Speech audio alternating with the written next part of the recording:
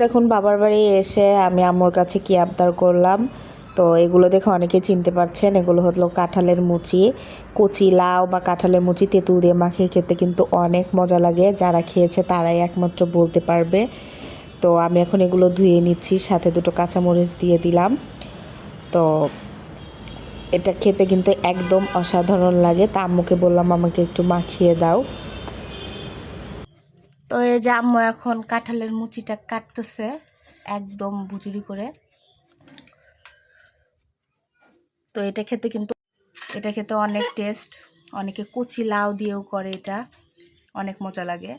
তো যারা খায় তারাই বুঝতে পারবে টেস্টটা কত মজা। তো আঞ্চলিক ভাষায় আপনাদের এটাকে কি বলে সবাই কমেন্টে জানাবেন।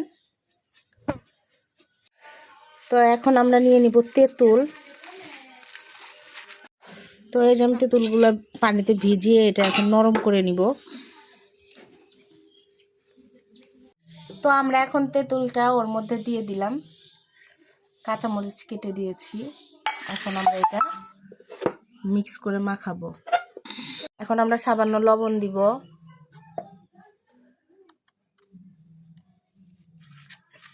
তারপরে দিব চিনি। তোমার মাখা রেডি। তো কে কে খেয়েছো এই মাখাটা কমেন্টে জানাবা। ফুপু কেমন হয়েছে?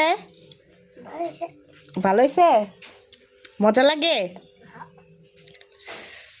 তোমার ভাস্তির অনেক মজা লাগে। তো দেখি, অনেক টেস্ট, তো অনেক মজা।